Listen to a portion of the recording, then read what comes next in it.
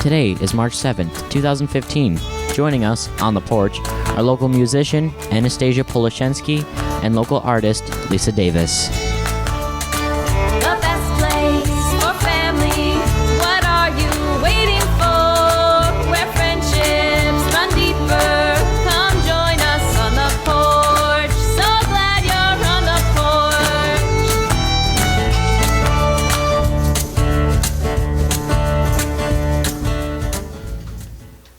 Yeah, that's right. You're here for another fantastic episode of On the Porch Radio Hour. I'm your host, Matthew Wood. And that was weird for me because I've never introduced myself before. I'm going to try that again. I'm your host, Matthew Wood. Feels better every time. And you know what else feels good? It feels good that we have Lisa Davis and Anastasia Polashenski in the house. And as you know, we find folks in the strangest places. So for the last 3 days, I have been one of the lucky number to be going through my training at the 9 Mile nuclear plant in Oswego, New York.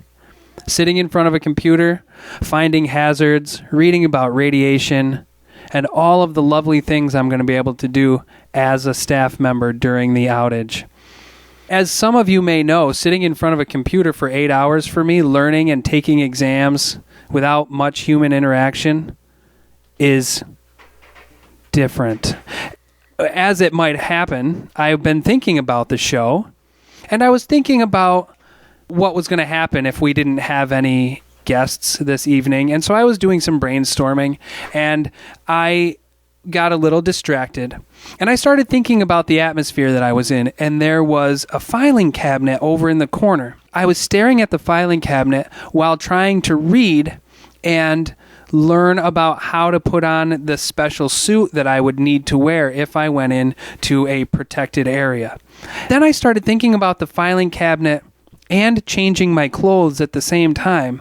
All of a sudden, I don't think it was a hallucination, but I think there was a cat. I think there was an office cat that then climbed up on top of the filing cabinet, and all I could think of at that point was that I was like Hong Kong Phooey, the number one super guy. Everybody knows him. He's the dog superhero that's a janitor by day and a superhero by night, and he gets changed in the filing cabinet, and I envisioned myself getting ready to go into work at the plant and having to go into a protected area, putting on my radiation suit inside the filing cabinet, and the office cat needing to punch the top of the filing cabinet so that the drawer opens so that I can roll out and get to work, just like Hong Kong Phooey does.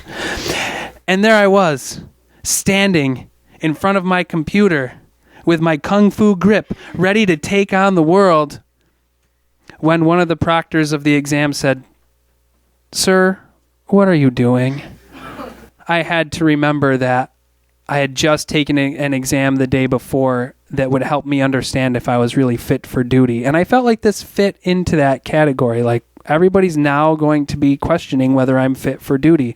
And then I remembered the list of things to look for just to make sure that the other people you're working with are fit for duty. And one of the things on that list is they frequent the bathroom often. And I thought, with all of the water and herbal tea I'm drinking to keep me alive during this process, I've been in the bathroom every half hour. I am so not fit for duty. So I took a break, and I went to the cafeteria, and there I was in the cafeteria with a whole bunch of union workers who have been there for years, and they've retired, but they still come back for the outage, and they're very cool to talk to. They have a lot of experience and a lot of knowledge, and unfortunately, I started to daydream again. Next thing I knew, I was Hong Kong Phooey again, and I'm running down the hallway, and I bumped into these very two kind ladies standing in the hallway, and one of them had a number 10 can sitting on the floor next to her, playing Amazing Grace on her saxophone. And I said, "What are you doing here?"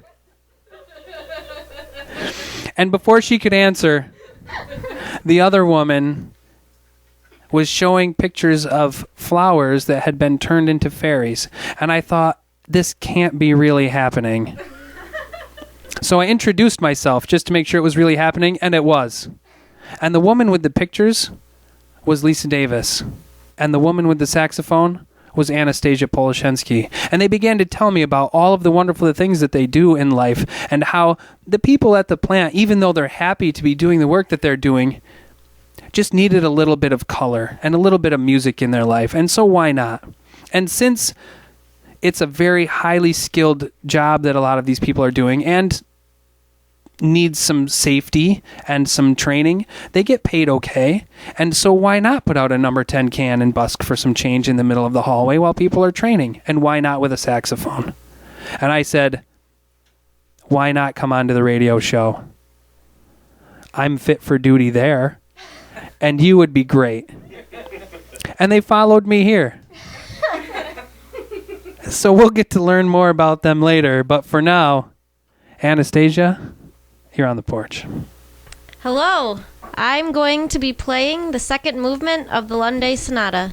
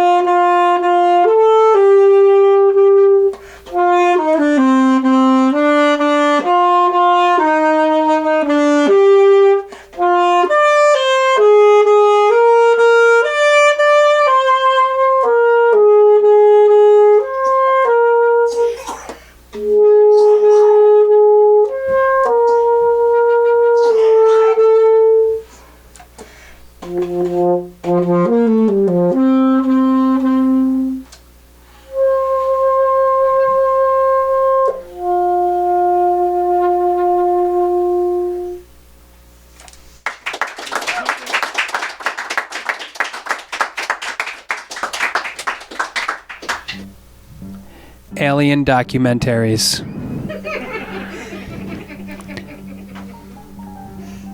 It's not something you might think of on a daily basis, but they're out there. Just like the aliens that they're documenting. And they want you to know about them. And so they asked if they could be our sponsor. And I said, sure. Is there anything special you'd like me to say about alien documentaries? And they responded with, we love how you improv. And we love how we improv. That's how most of our documentaries are made. And so we would just like you to talk, just like we do. I didn't get a chance to do a lot of research, but I didn't need to, because I know enough. And it's real. not just the documentaries. Those are definitely real. Check Netflix. Aliens. I mean, if you go into a cave, there's not aliens there, but there's drawings of aliens there. Ancient aliens. But what about the current ones, too? Let's not forget about present aliens. I learned an interesting fact the other day, and I'm not ashamed to say it. Every time I hear somebody talk about the dark side of the moon, I always just envision that there's a dark side of the moon because the side of the moon is always facing away from the sun. But I didn't know until recently that it's always the same side. Did you know that? I thought the moon spun just like we do, but apparently there's this thing that happens and we're all spinning at the same time, and so the moon is always facing the Earth the same way. So of course, why wouldn't there be aliens living on the other side of the moon? Because we can't see them. But when they peek up over the top of the moon, because it's so small they can do that. I mean, have you ever looked at the moon? It's tiny. I held up a quarter the other day and I couldn't see the moon at all. So of course they can look over the top. And they're watching. Just like you should be watching alien documentaries. Which is why they're sponsoring tonight's show. So thanks, Alien Documentaries, for being here. And I'd like to thank the crowd for listening. Consider it. The next time your neighbor goes out to get the paper and they're doing that really weird thing, remember the alien documentaries that you've been watching. Alien Documentaries. Thank you.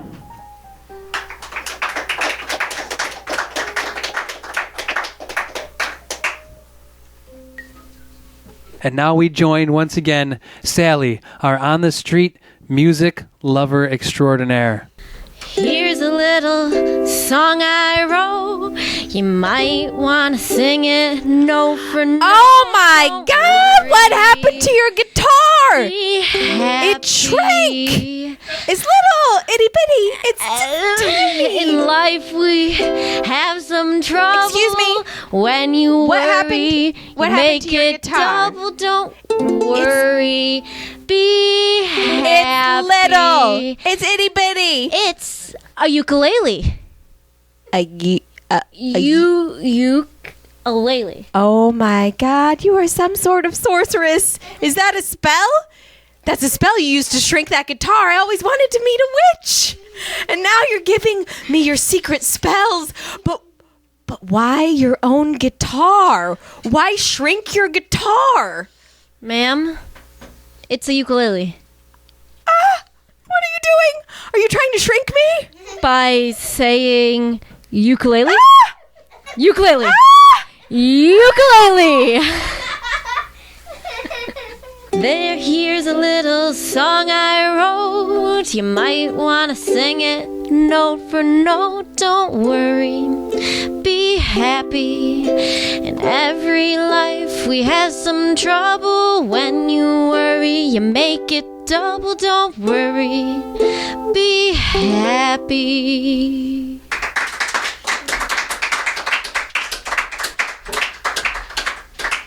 In 2005, Lisa Davis noticed a need, and that need was through art with flowers.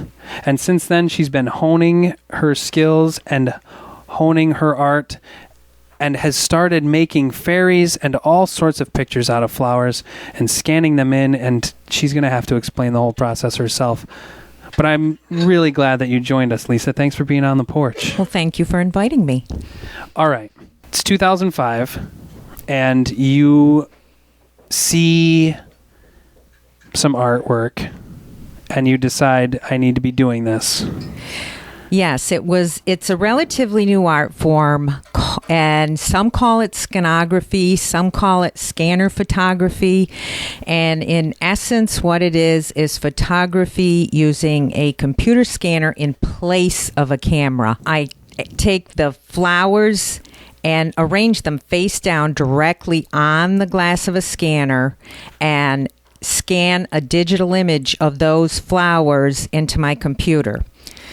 It sounds simple, but you're working backwards and you have to rearrange a zillion times before you get an image to work with.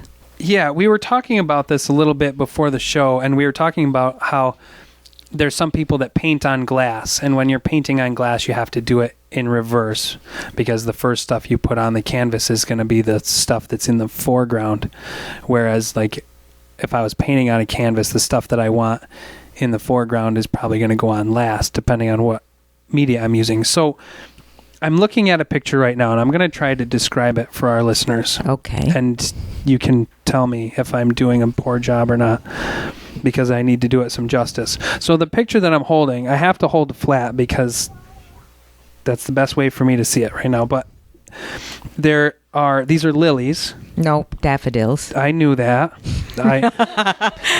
What happens here on the show, Lisa, is that I need to make sure that our guests are educated as well as our listeners. And if I am always perfect, our listeners will have a hard time listening because they won't feel like they can live up to it. So when I mess up, sometimes they feel a little more human, and that's nice for everybody. So let's move on with this picture, shall we? So I'm looking at these daffodils, and they are literally, they're popping off the picture. And so we were talking about this earlier, and it almost feels like I can grab a hold of these flowers and pick them up like they're sitting on top of a tray. The background's all black. There's not a lot of background in this picture, which is really nice. The flowers really fill it up.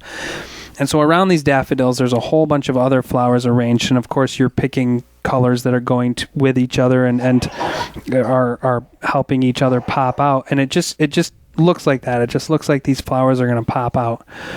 And so if I'm looking, as we're looking at this, we're looking at the tops of the flowers, which means you have flipped the flowers upside down on top of the camera or on top of the scanner as you're looking at them. Yes. Okay. You can't see what it looks like.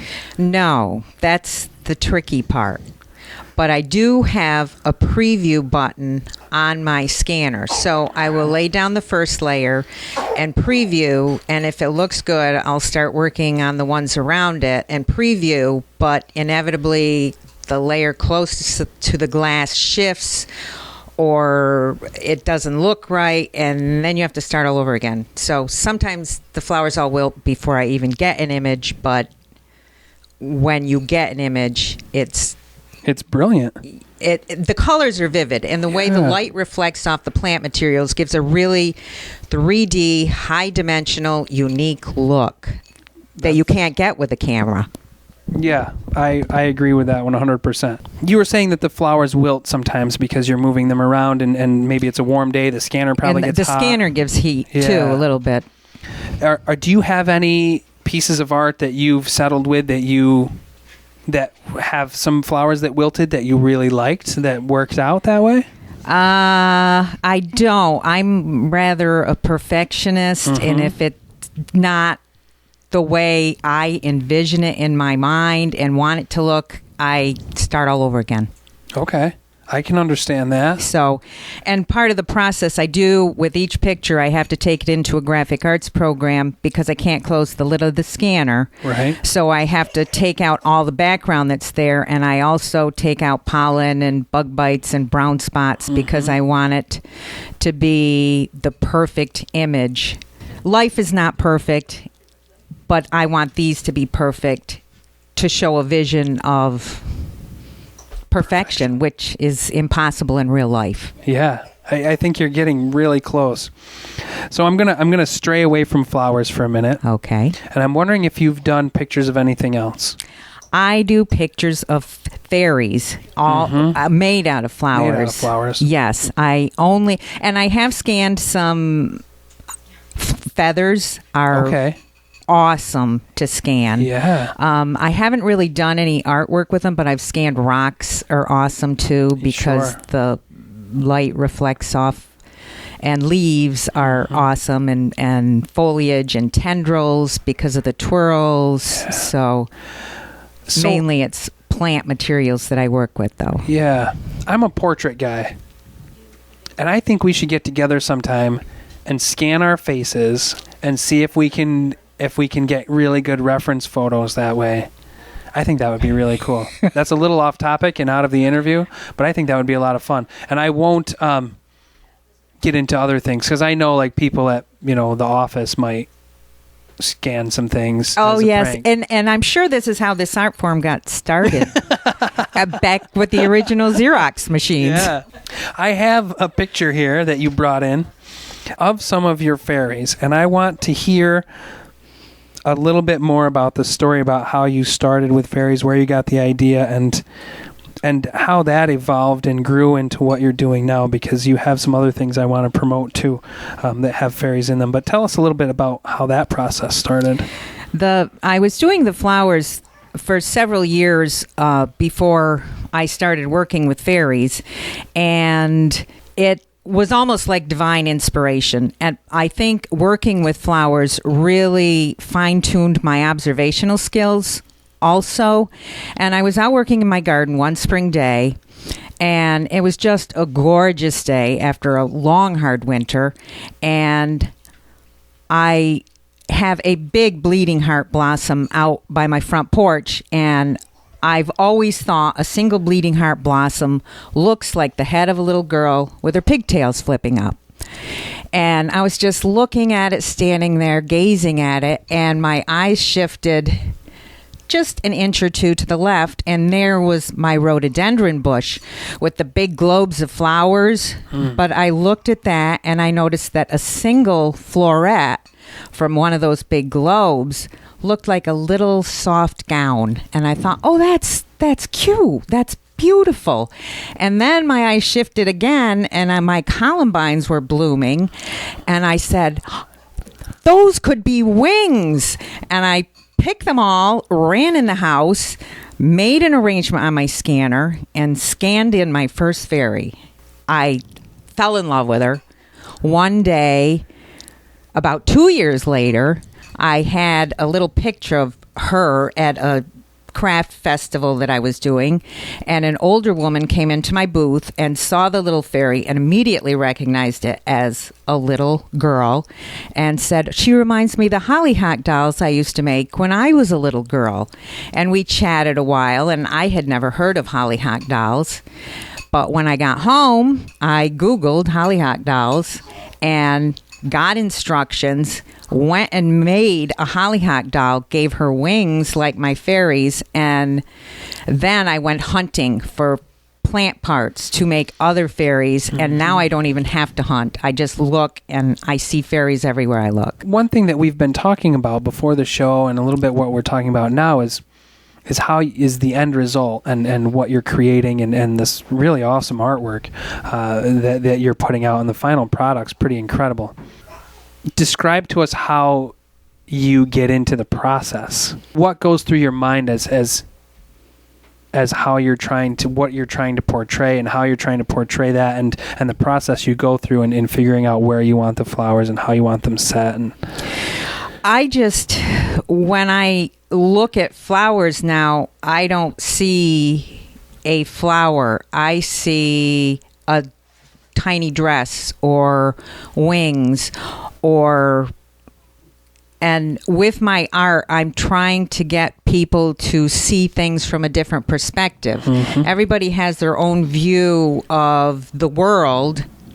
I'm trying to give people a different view of the world, and it's become my world. I feel like I'm escaping into fairyland, and my husband can tell you I get lost in fairyland. I can spend hours. I could spend all day in fairyland. Yeah. And I've created my own little world populated by plants who usually don't have a voice, and I'm trying to give the plant world a voice. Yeah, you're doing a fantastic job. Another piece of your process is that you've written some books. You've put out some books with some of your photos, and you've taken it that step deeper, and you've written stories about your fairies. And so you have the photos of the fairies, and then you have their name and their story, And is it written in poetry? It's their little rhyming poetry relating to most of the poems relate both to the plant that the fairy comes from and the fairy. The fairies, it's hard to explain because I don't want people to think I'm crazy and I see these little winged fairies flying around all over the place.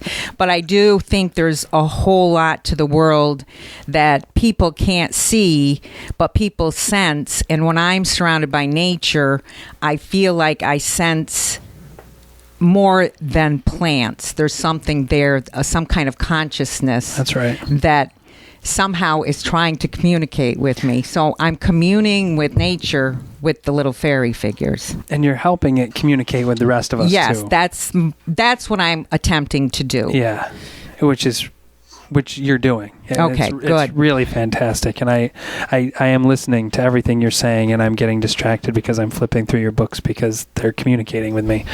So you've got 3 books here. And should I be talking about the third? Should I leave that The third one alone? isn't out yet. That is coming out probably late spring, early summer, because it is a book of the summer fairies. The summer sun. The first one is Fairies in My Flower Beds, and that goes through the 4 seasons. It starts with how I saw my first fairy, starts with that first bleeding heart headed fairy, and goes through the 4 seasons. The second book is all the spring fairies, and it starts from early spring, goes through late spring, and they each have their own little poem. And in the book, I do list the flower parts that each fairy is made out of, too. Okay. So that if anybody wants to grow their own fairies, they can plant gardens and incorporate those flowers into them. Or for gardeners, might be curious what each fairy is made out of. So yeah. So I'm going to ask that question that no parent likes to hear. Do you have a favorite? I don't. I have different parts that I like about each fairy, and I have fairy boys, I have fairy men, I have fairy girls, I have fairy ladies, I have tomboy fairies, I have every kind of fairy you can imagine. I'm even working, it's not there, but I have made a dinosaur fairy out of a columbine plant. Awesome. So I'm working on animals too. Okay, so I need to check out your books. And I can do that by going where? You can buy books at the CNY Arts Center in Fulton. You may purchase them at the Fulton Library, or you may just check them out of the library, or they are on Amazon. I also have a website, Wallflowers and Cards, all one word with the and written out, .com. You can buy art from that website, some of my prints, or you can look at the books on the website. And I do craft shows, art shows, festivals, and those are all listed on the website where I will be at what specific times also. Perfect. So you're going to go out, folks. Now I'm talking to you. No, I'm not talking to Lisa anymore. I'm talking to the audience. You're going to go out and you're going to look for Fairies in My Flower Beds and Fairies in Spring Flowers by Lisa R. Davis, written and illustrated. These are lovely. And I'm so glad that you were on the show and that you're sharing this stuff with us. And I really wish that I could better describe what we're looking at for our audience. This is really cool. Thank you. Yeah, thank you. So give us your website one more time. It's wallflowersandcards.com. Awesome. Thanks so much for being on the porch, Lisa. Thank you. All right.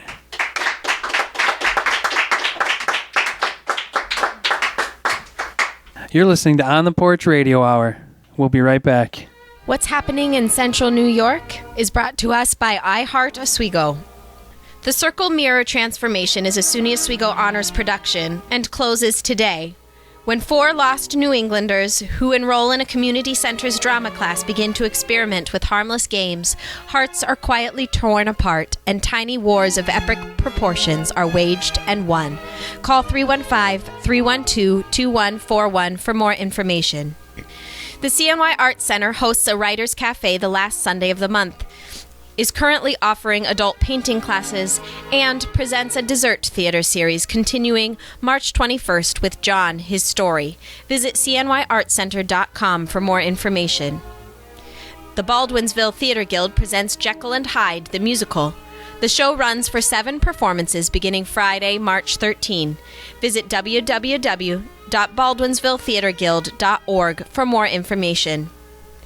The CNY Playhouse hosts Don't Feed the Actors, one of Central New York's longest-running improv troupes, tonight at 8 p.m.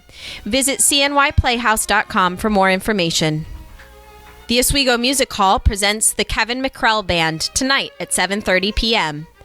They also present a new songwriters series called The Hook on Friday, April 3rd, featuring Michael Judge, Colleen Coteau, and Scott Regan. Visit oswegomusichall.org for more information. The Red Room sessions at the Wooden Apple Farmstead are a time for songwriters, musicians, and anyone else who wants to build their musical skill and knowledge to get together.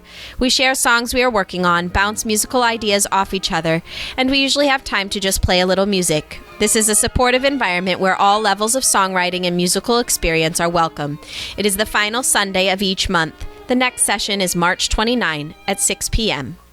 I have been fortunate enough to see the evolution of Anastasia Polashenski. And I'm hoping that the rest of the world gets to see some of this evolution as well.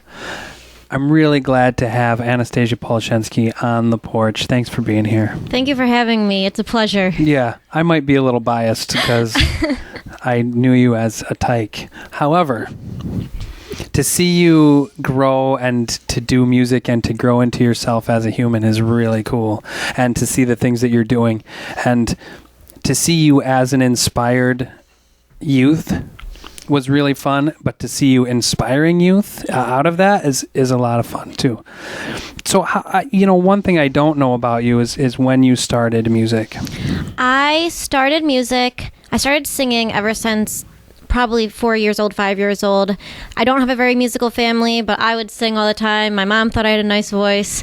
9 years old, so 4th grade, I started playing the saxophone, and I also did chorus.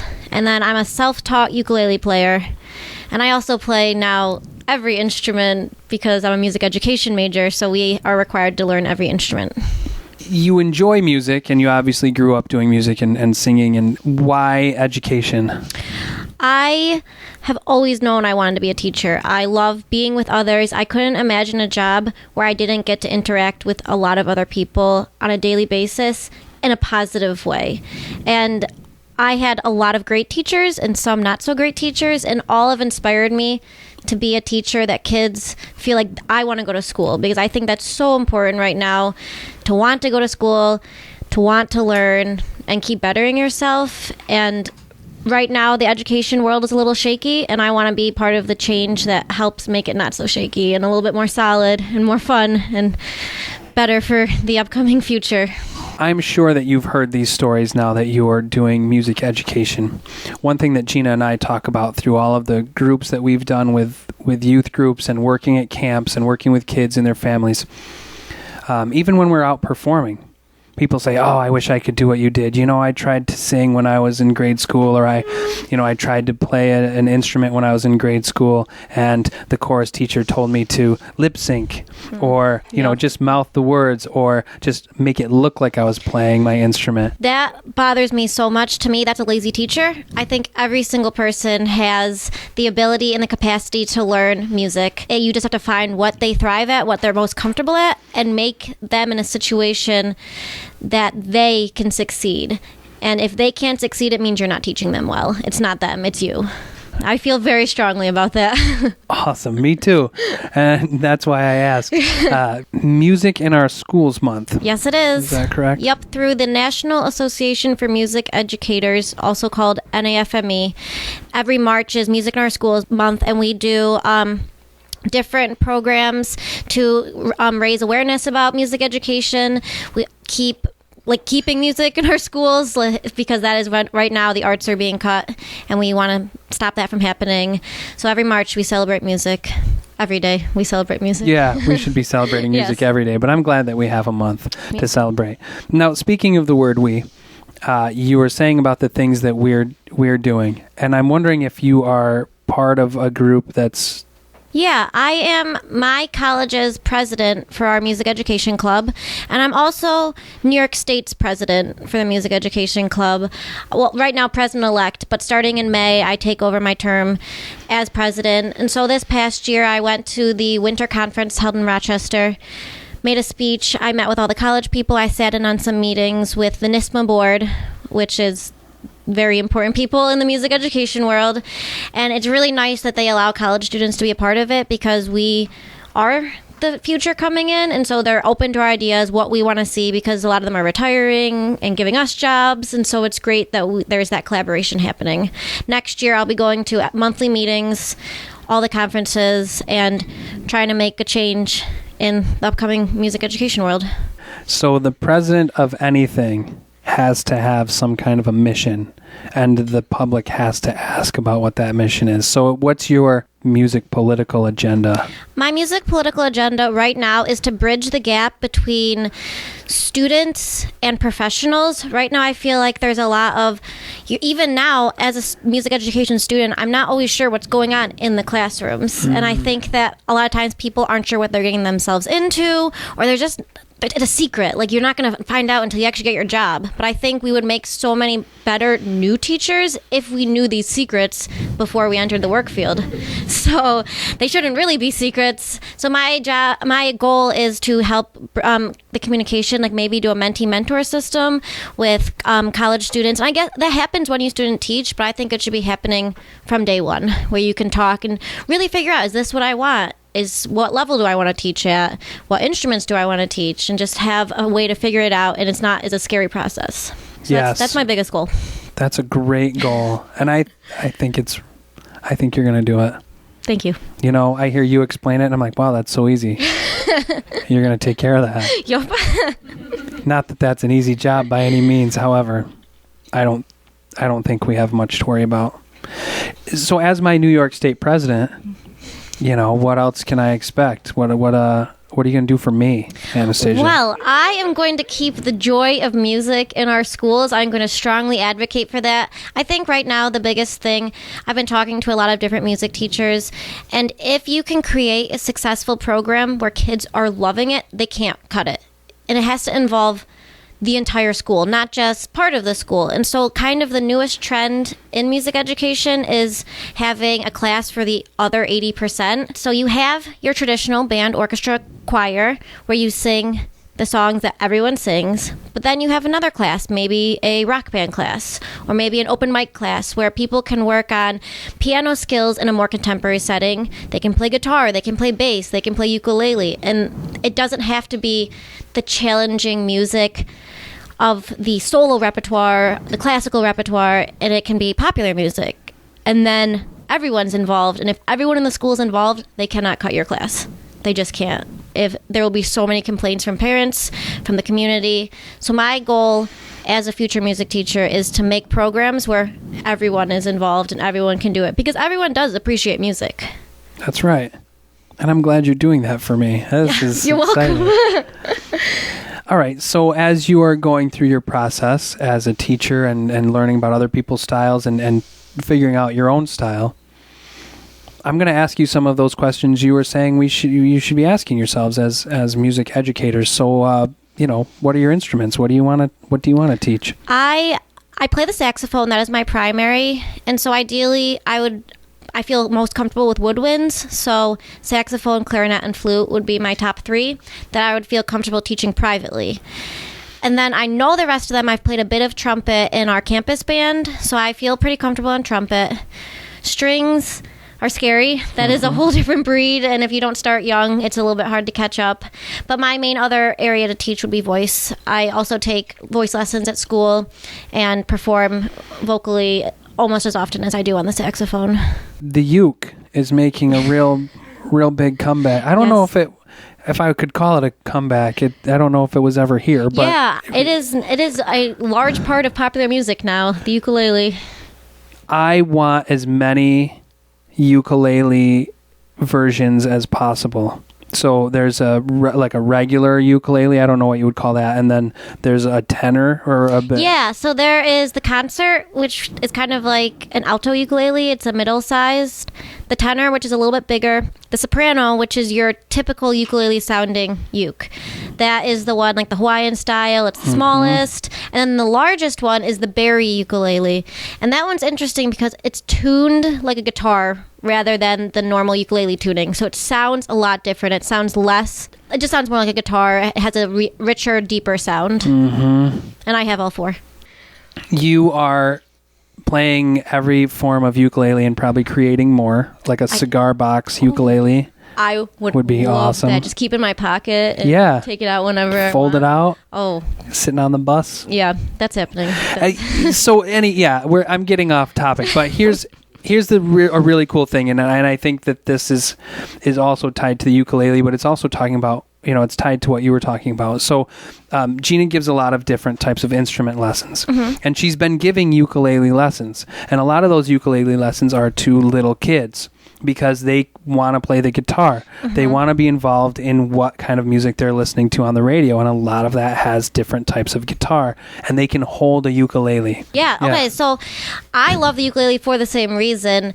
If I were to teach general music, so K through 5 type of thing, I would incorporate ukulele choirs into my everyday classroom because they are easier. There's such a high success rate immediately. From day one, you can learn a chord and be able to sing a song. And it sounds nice if it's in tune. It's easy to play. It's not heavy. The strings don't hurt your fingers. So it's great for younger kids, but it's also great for older kids too. So it's getting more popular in the music education world. I've been to a ton of sessions on how to incorporate the ukulele into your classroom, and it's cheap too, which is nice because to buy a bunch of pianos for your class, that's expensive.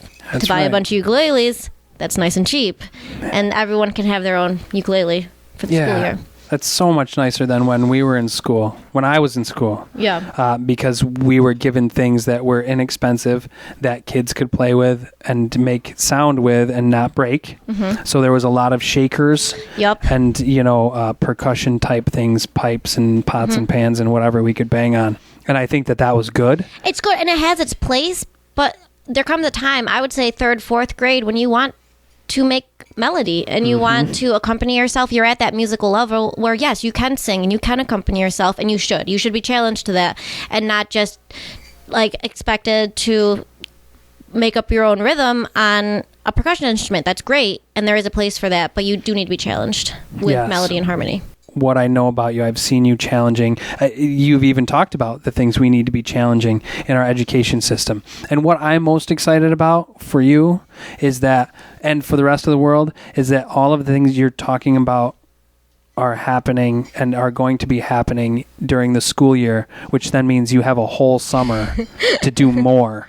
Yup. And so I think the world should really be watching out for Anastasia Polashenski, because there's a couple of months there where there's going to be really cool things happening outside of schools as well. Yes. And my hope is that they're happening here at the farm or out in public definitely. in places that I can be Definitely. connected, because I'm selfish. And I think that you should be doing more, and I think that everybody should be doing more, and you're a real inspiration. So thanks for being on the show. Thank you so much for having me. It's so nice to share my views and be with great people, great friends, and just learn more about art, music, and be with amazing people. Thank you. Yeah, thank you. Give us some more amazing music. Can you do that? Yeah, I can do that. All right. All right. What have you got for us? All right. So today I have ukulele, and I'm going to be doing a cover of Amanda Palmer's Ukulele Anthem. This is my philosophy on music, and you'll understand why when you hear the lyrics. Sid Vicious played a 4-string Fender bass guitar and couldn't sing, and everybody hated him except the ones who loved him. A ukulele has 4 strings, but Sid did not play ukulele. He did smack and probably killed his girlfriend Nancy Spungen. If only Sid had had a ukulele, maybe he would have been happy. Maybe he would not have suffered such a sad end. He maybe would have not done all that heroin. Instead, he maybe would have sat around just sitting. Nice songs to his girlfriend. So play your favorite cover song, especially if the words are wrong. Cause even if your grades are bad, it doesn't mean you're failing. Do your homework with a fork and eat your Fruit Loops in the dark. And bring your Etch-a-Sketch to work and play your ukulele. Ukulele small and fierceful, ukulele brave and peaceful. You can play the ukulele too. It is painfully simple. Play your ukulele badly. Play your ukulele loudly. Ukulele banish evil. Ukulele save the people. Ukulele gleaming golden from the top of every steeple. Lizzie Borden took an axe and gave her mother 40 whacks, then gave her father 41 and left a tragic puzzle. If only they had given her an instrument, those Puritans had lost the plot completely. See what happens when you muzzle a person's creativity and do not let them sing or scream. And nowadays it's worse cause kids have automatic handguns. It takes about an hour to teach someone to play the ukulele, about the same to teach someone to build a standard pipe bomb. You do the math. So play your favorite cover song, especially if the words are wrong. Cause even if your grades are bad, it doesn't mean you're failing. Do your homework with a fork and eat your Fruit Loops in the dark. And bring your flask of Jack to work and play your ukulele. Ukulele thing of wonder, ukulele wand of thunder. You can play the ukulele too. In London and down under, play Joan Jett and play Jacques Brel and Eminem and Neutral Milk. I'll tell the children, crush the hatred. Play your ukulele naked. If anybody tries to steal your ukulele, let them take it. Imagine there's no music, and imagine there are no songs. Imagine that John Lennon wasn't shot in front of his apartment. Now imagine if John Legend had composed Imagine for the ukulele. Maybe people would have truly got the message. You may think my approach is simple-minded and naive, like if you want to change the world, then why not quit and feed the hungry? But people for millennia have needed music to survive, and that is why I've promised John that I will not feel guilty. So play your favorite Beatles song and make the subway fall in love. They're only $19.95, that isn't lots of money. Play until the sun comes up and play until your fingers suffer. Play LCD sound system songs on your ukulele. Quit the whining on your blog and stop pretending art is hard. Just limit yourself to 3 chords and do not practice daily. You'll minimize some stranger's sadness with a piece of wood and plastic. Holy crap, it's so fantastic playing ukulele. Eat your homework with a fork and do your Fruit Loops in the dark. And bring your Etch-a-Sketch to work, your flask of Jack, your lightsaber, your fear of heights, your Nikon lens, your mom and dad, your disco stick, your soundtrack to Karate Kid, your Yinsu knives, your rosary, your new Rebecca Black CD, your favorite room, your Bowie knife, your stuffed giraffe, your new glass eye, your sousaphone, your breakfast teas, your Nick Drape tapes, your giving tree, your ice cream truck, your missing wife, your will to live, your urge to cry. Remember, we're all gonna die. So play your ukulele.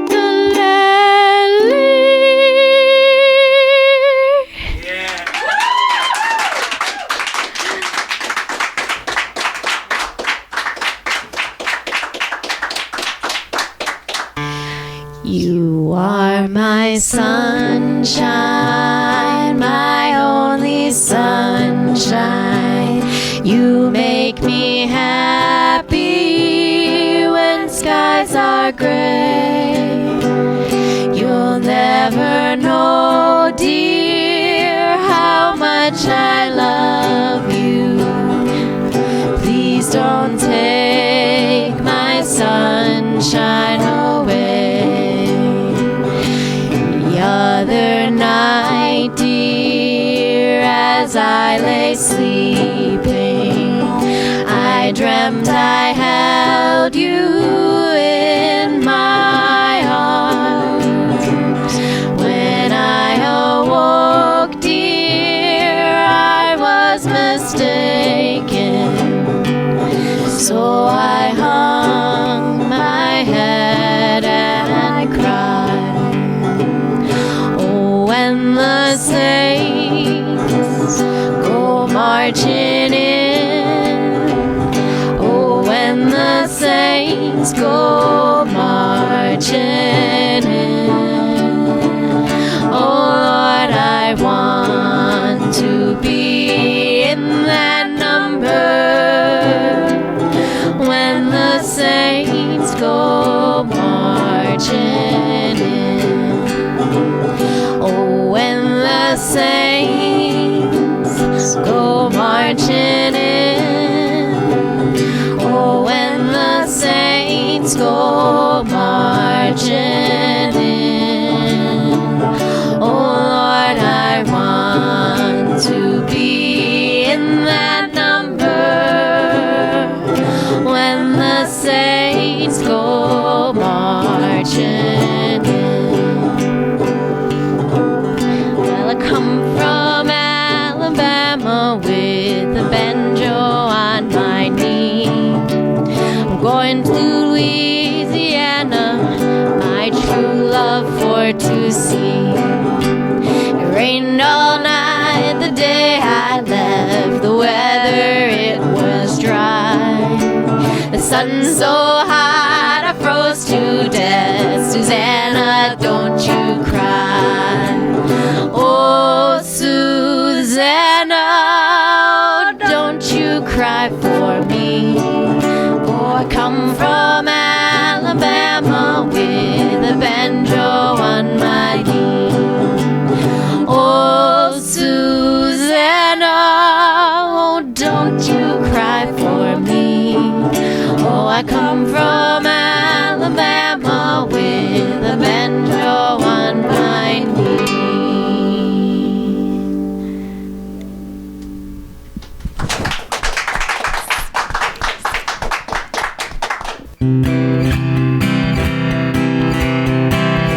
Think of all that you've lived through.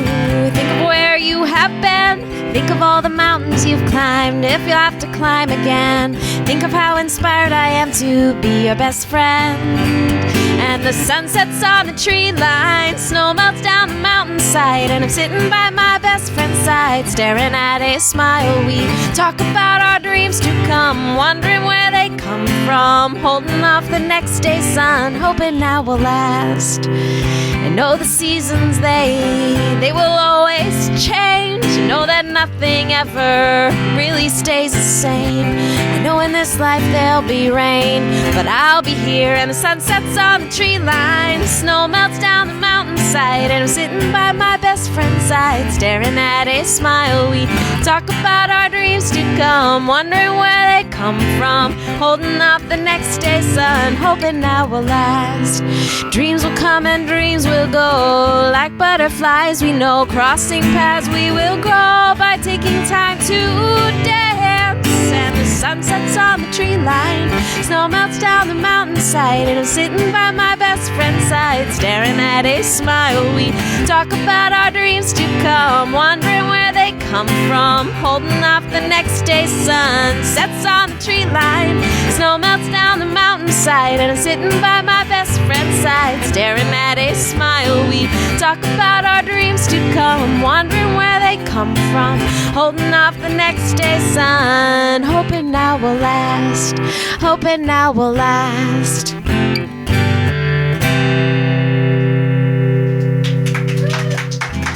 Thanks.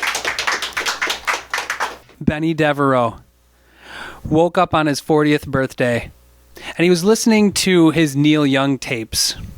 Yeah, they were tapes. And he'd had them sitting in a shoebox under his bed, rubber banded closed for years. But it was his 40th birthday, and if he was going to be over the hill, he might as well go over in style. So he dug under his bed and grabbed that shoebox. And the rubber band had been on there so long and so stretched that all he had to do was touch it, and it just shot off the shoebox. And he opened it up, and he pulled out his Neil Young tape. And as he was listening to Neil Young and making himself some breakfast, that one Young song came on. The one where he says, "Young man, take a look at your life." And he decided to do that. He decided to take a look at his life. And he closed his eyes. And he could smell his breakfast. And he sat down. And it was really vivid. And there he was, 4 years old, just on the edge of Tonkahogen, on the hill, with all of the apartment buildings surrounding the hill. And he left his apartment, and he dragged his tricycle up to the top of the hill. And it was a horseshoe-shaped hill. And he'd read books about Greek Colosseums and gladiators and all of the things that you read about when you're a kid and that you hear stories about and you play. And he closed his eyes as he sat down on his tricycle. And all of a sudden, all of the apartment buildings melted away, and that horseshoe was left. And now thousands of people came into sight, and he could hear them all. And he could also hear his mom yelling to him to come in. No, he just let her fade into the background. And all those thousands of voices at this Colosseum were chanting. And he put his hands on the handlebars, and he could feel the streamers coming out of the ends of the handlebars of the tricycle. And he planted his feet firmly on the ground. And all of a sudden, those streamers just turned into flames. And he was now getting ready to ride a flaming tricycle. All he had to do was just give one little shove. He was at the edge of the hill, and it just took one little shove to shoot down. And it was one of those hills where all you did was give yourself that little shove, and you went so fast that you couldn't put your feet on the pedals because on a tricycle, they're fixed to the front wheel. And so as fast as the front wheel is spinning is as fast as the pedals are spinning. And if you're coasting down this hill at that speed, you'll break your legs. And so he just spread his legs and just flew. Flames coming out of the side of his handlebars. And those little baseball cards that he'd stolen from his older brother, he could hear on the back tires as they were hitting the spokes and flaming and making noise and just flying down the hill, and he could hear the crowd. And then he opened his eyes, and he could feel the wind, and tears were just flying from his eyes because he was going so fast. And in the distance, he could see two things. The girl from around the corner standing there watching like she always did, and the ice cream truck coming into view. And there's nothing better than letting an ice cream truck stop your tricycle at breakneck speed with the girl from around the corner standing there watching. And then coolly getting up, paying the ice cream man for your rocket pop, and not taking it out of the package, but just holding it to that lump on your forehead where you came in contact with the ice cream truck. And even though that's the case, the little girl from around the corner smiles and buys her Klondike bar. And Benny never liked it when she bought a Klondike bar because he always thought today's the day. She watched me ride my flaming tricycle down the hill, and she's going to hold my hand. And I think the girl from around the corner always wanted to hold Benny's hand too, but he wouldn't do it because the Klondike bar doesn't have a stick, and chocolate got all over her hands. And there's no way he's going to hold her hand with chocolate all over it. So he just coolly unwraps the rocket pop, stands up his tricycle, and walks away. Kind of like you can envision the Fonz doing. Real cool with his collar popped, walking back up to the top of the hill, ready to kick the jukebox and hop back on the tricycle. And he smiled and he laughed, and then he realized that his breakfast was burning. And he came back real quick. And Neil Young was still singing in the background. His mom wasn't yelling anymore. Tricycle was not sitting underneath him. But the memory sure was. And it was strong. And he could still feel that cold spot on his forehead where he held his rocket pop. And as he ate breakfast, he rewound that song and listened to it 3 or 4 more times. Just so that he could keep going back and remembering his life. And he fast-forwarded a few years later, and this is when it really began for Benny. Because growing up in Tonkahogan, everybody just knows that the nature of the town is that it's just full of people that don't fit in. That's why it was started. That's the whole purpose for the town. But there's something about Benny, because it's different being the kid that doesn't fit in the town built for people that don't fit in. So how could he do that? How could he fit in with his family, fit into the town when he really didn't? And he fit into his closet really well. And he laughed and would tell people that he was a closet artist, and they would laugh. But it was true. He actually sat in his closet. It was big enough for that, and he would nuzzle back in between the clothes that were there. And he would have all of the pictures hanging on the wall behind the coats, and he would take his flashlight and he would separate the coats, and he would check them all out to make sure they were still there, taped. Sometimes he had to replace the tape because it would start to pull the paint off and the pictures would fall down, and you can't have that. And he kept his notebook. If he sat in the same spot, all he had to do was reach out his right hand, and his fingers would touch the spirals of the notebook that had that pencil stuck in there. And he would just drag it over. And he would keep the flashlight in his teeth, and he would draw, and he would draw, and he would draw. And he remembered one day that he came out of the closet and went to the local town fair with his family. And his older brothers were, taking the money that they'd saved up and going to the booths where they could throw darts and pop balloons, or they could shoot arrows into targets and win prizes, or throw hatchets or knives into stumps that were hanging on posts and winning prizes. And he didn't want to throw sharp things and have them stick into other things. He wanted to do something different, but he wanted to fit in. So instead of putting his name on the list to throw sharp things into other things, he put his name on the list for the watermelon seed spitting competition. And being 8 years old, there's no way you're going to win against some of these adults, especially when the returning champion from last year, who broke the record, was number 1 on the list. And Benny signed up number 6. And that was the order they went in. And of course, this year's returning champ had his watermelon seed way out. And there was a couple guys that got close. And so they handed Benny his 3 watermelon seeds, and he popped the first one into his mouth, and he stepped up to the line. And he put his weight on his back foot and made a real production of it, because there was people watching, including his parents. And he tested the wind, and he sucked on his watermelon seed. And he looked over at the judges, and he winked. And he let it go.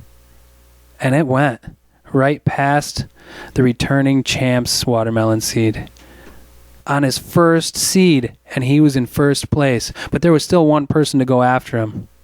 So he looked back over at the judges, and with that big grin on his face, like the one that he had while he was flying down the hill on his tricycle right before he hit the ice cream truck, and he tucked those watermelon seeds right in between his middle finger and his thumb, and he flicked them like a cigarette right at the judge's table. And he walked back over and stood with the other participants to let number 7 go. He didn't need those other seeds. And all he could remember was what it must have looked like when he flicked those watermelon seeds as he was carrying his blue ribbon home. But he still didn't fit in. But that's how it was. And so, as he grew up, he kept all of those things for himself. He still had his blue ribbon hanging on his wall in his office at his house, the house that he built.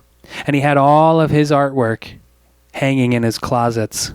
In every room of the house, he built closets big enough to climb inside.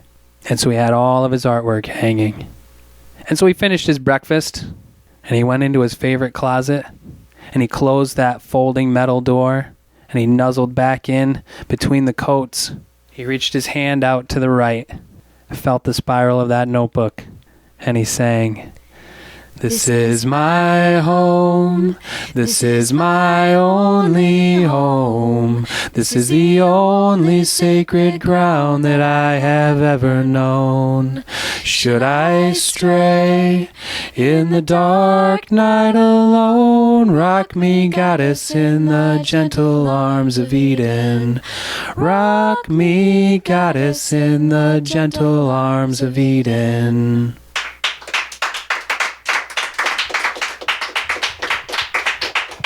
You made it. You've sat through another episode of On the Porch Radio Hour. And we're so glad that you're here. I want to thank everybody at Concert Window. And I want to thank our audience because it's so nice to have people at the farm, in the house, live. Thanks for being here. And I want to thank everybody that's listening on the website. It's because of people like you that we have our show. And it's people like you that keep our show going. So tell your friends, come out to the farm and listen. And until next time, have fun.